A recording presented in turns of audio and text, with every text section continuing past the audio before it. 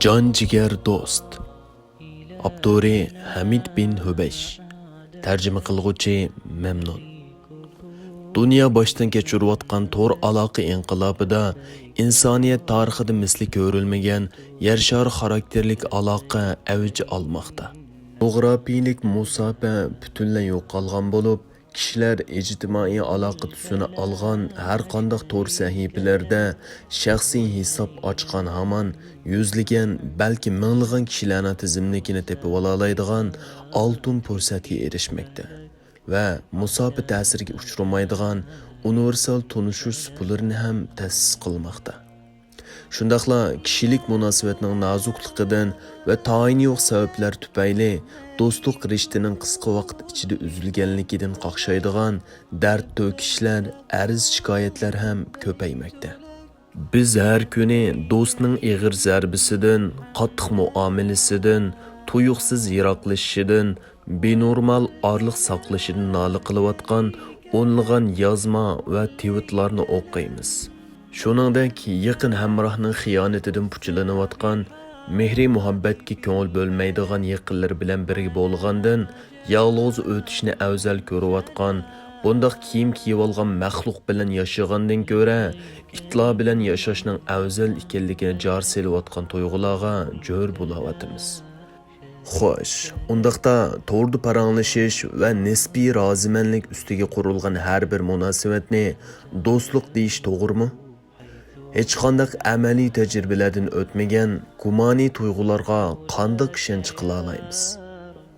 Kishilar insoniy ojizligining barliq ifodalarini do'stlikqa qo'shib qabul qilishi kerakmi yoki ular mukammal bir simoni yolg'onni qo'g'lishi kerakmi? Kishilarning do'stlik va do'st to'g'risidagi xiyollarga qarag'animizda bu temaga aloqador bir necha savol paydo bo'ladi. Bularga javob berish faqat do'stlikning mohiyati va haqiqatini bir oz tushunish va uni boshqa ijtimoiy munosabatlardan farqlantiradigan asosiy o'lchamlarni belgilash orqali amalga oshadi. Men bu masalani izohlash uchun ilmiy izdanish yoki falsafaviy tadqiqot metodini qo'llanmayman. Ya'ni psixologiya yoki jamiyatshunoslik yoki faylasuflar o'tirg'i qo'ygan axloq nazariyasi nuqtasidan ham to'xtalmayman. Balki ba'zi asarlarda kelgan inson tabiatida yildiz tortgan, qadr-qimmatga ega, haqiqiy do'stlikning konkret ramkasini aks ettiradigan shaxsiy kechirmish va o'ylanishdan yo'g'rilgan ma'lumotlarni so'zlab o'taman. Qiyomat kuni do'zax ahlini azoblaydigan, yurakni ichishtiradigan ko'rinishlarning birida yaqin do'stlar bu ijtimoiy rishtaning muhimligini ko'rsatib beradigan alohida imtiyozga erishadi. Hammaga qodir Alloh taolo Shuara surasining 96 va 101-oyatlarida mundaq deydi. Ular do'zaxda jidallashib aytadi: Alloh bilan qasamki, biz uchuq gumrohlikda edik. O'z vaqtida biz sizlarni ibodatda olamlarning Parvardigori bilan o'xshash o'rinda qo'yatdik. Bizni faqat gunohkorlar ozdirdi. Shuning uchun bizga shafaat qilg'uchilar yo'q va yaqin do'st ham yo'q. Agar bizga dunyoga qaytish mumkin bo'lsa edi, mu'minlardan bo'lardik. Alloma Zamaxsharining do'stga bergan ta'birida mundaq deyilgan: U sen bilan bo'lgan do'stligida rostchil bo'lib, ishlaringga nihoyat ko'ngil bo'ladi.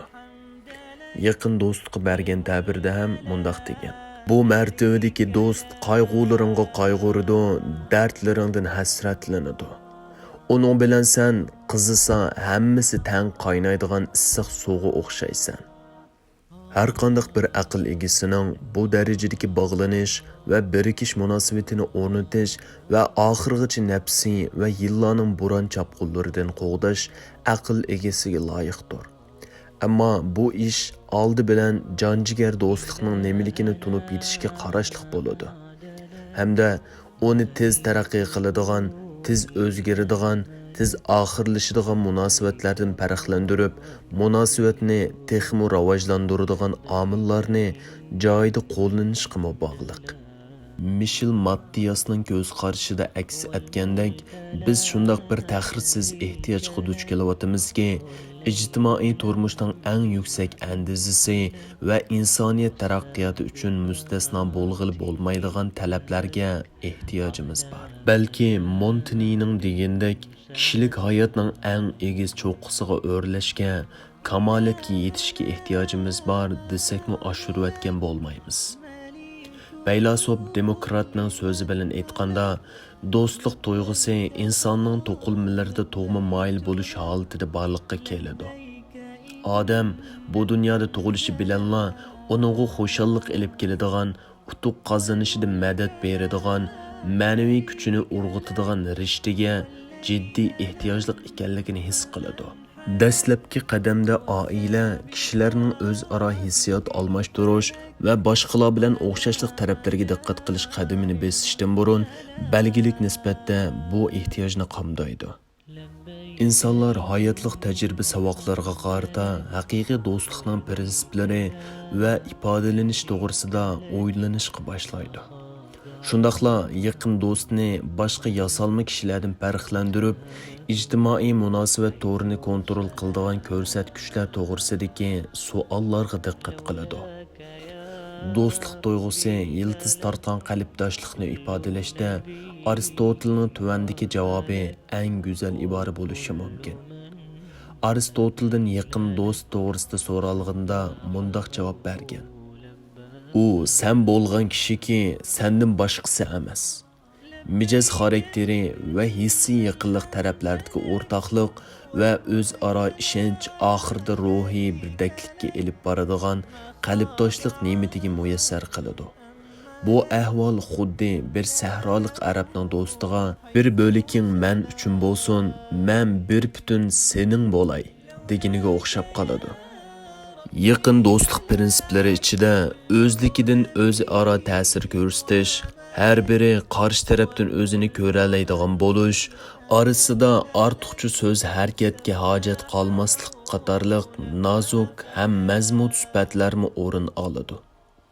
Ammo bu ahvol har ikki tarafdan bir-birining mijoz xarakteri, moyilligi, maqsad muddaosi va ortiqchiliklarini tushunish orqali maydonga keladi. Boshqacha qilib aytganda, haqiqiy do'stlik yasalmalikqa ko'ngan, sifatga alohida e'tibor berilgan jamiyatga mos holda yashayotgan kishilarning realligidan halqib ketgan g'aribona haqiqatdir. Yahyo ibn Muaz bu haqiqatni bayqab, nihoyatda fasohatlik til bilan ta'riflab mundaq deydi: Odatda chiqishib o'tish uchun doim o'z royiga beqishga zo'rlaydigan, duoyingda meni aslab qo'yg'in deb askartmisi unutib qoladigan, doim sizni kechirim so'rashga qistaydigan do'st eng nachar yaqinlaringizdan biri hisoblanadi. Qaraganda yaqin do'stlikni ifodalash undaq oson emasdek qiladi. Shundaqdimi ko'ringan tog' yiroq emas. Umid uzilmaydi. Arab adabiyotidami jonjigar do'stlik o'rnatish mangulik ruhiy ozuq bo'lib, bo'ron chopqunga bardoshlik bera oladigan bu do'stlikni amalga oshirish mumkin emasligidan kishilarning ra'yini yondiradigan iboralar keng tarqalgan. Ruh ibn Zambatin yaqin do'stlik haqida so'ralganida mundaq degan: Yaqin do'stlik degan o'zi bor, ma'nisi yo'q bir so'zdir. Ya'ni anqa qushidek nam otqi tillarda daston bo'lsa-mu, reallikda mavjud emasdir. Bir dona kishidan qandoq kishi eng uzun safarni besishga majbur bo'ladi deb so'ralganda, u do'st izlab mang'an kishi degan ekan. Yana shundoq kishilar borki, haqiqiy do'st izlab 20 yil vaqt sarf qilgan. Do'stiga ochiqlanganida u faqat haqiqatni degachga bir umr do'st tutolmagan. Abu Hayyon tavhidi do'stini maqtaganlarni masxir qilib mundaq degan ekan: Ba'zi kishilar do'stlari va boshqa yaqinlari haqida gap qilsa, ularni qattiq maqtab, o'zining nihoyatda ta'laylik ekanligini bildirish orqali ularga bo'lgan amroqligini ko'rsatib berishga urinadi. U nima degan g'alitilik, ha? Har qaysi aloqa tor bekatlarida o'qiganlarni tushkunlashtiradigan ahamiyatsiz puchak yozmalarning tarqalishimi yuqorqi ahvolga yorqin o'rnaklardan hisoblanadi. Haqiqiy do'stlikni barpo qilish uchun yuqorida tilga ilingan hissiyot jihatdagi yaqinlik, o'rtaq alohidalik va boshqa xislatlar bilan birga vaqtmi alohida ahamiyatga ega. Bundaq yaqin munosabat har qachon tavrinishdan saqlanolmaydi. Azobli kechirmishlardan ham xoli bo'lolmaydi. Bu ahvollar do'stlik rishtining texmi mustahkam bo'lishiga yoki barbod bo'lishiga sababchi bo'ladi. Odatda munosabatning buzilishiga foyda manfaat to'qinishi va vaqtli xushallikqa sababchi bo'lg'achqa, do'stlik rishtining abadiy bo'lishi uchun har kishi o'zini bag'ishlashga, do'stining eg'irini ko'tarishga, badal to'lashga to'g'ri keladi. Ibn Ato bir kishining "Men 30 yildan buyon do'st izlab kelyapman, ammo topolmadim" degan so'zini anglagandan keyin onunga "Balkim siz bir narsa undirib olish maqsadida do'st izlagan bo'lishingiz mumkin. Agar siz onunga bir narsa beg'ishlash orzusida izlagan bo'lsangiz, albatta eng yaxshi do'stni topa olgan bo'lardingiz" deb javob bergan ekan.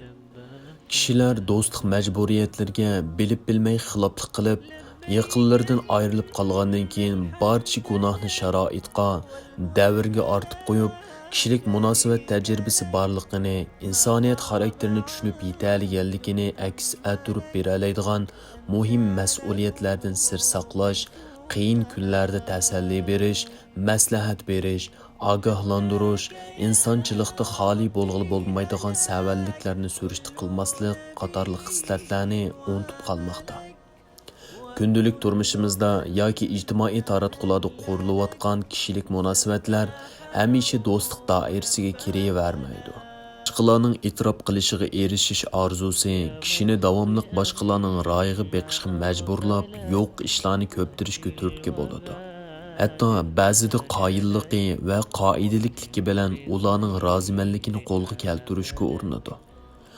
Mana bu yerda haqiqiy do'stlik quruq takalluf qilish, xushomad qilish, yaxshichoq bo'lish oldida puchlanmoqda. Qimmat qarashlarimiz arzimas mol dunyoga almashtirilmoqda. Bilal ibn Saidning mono so'zi nima degan to'g'ri aytilgan. Sen bilan ko'rishgan hamon Robbingni aslatadigan do'st, sen bilan uchrashgan hamon qo'lingga oltin tilla uzatadigan do'stdan ming yaxshidir. عجل وبادر آجلك واختم بخير عملك لبيك إن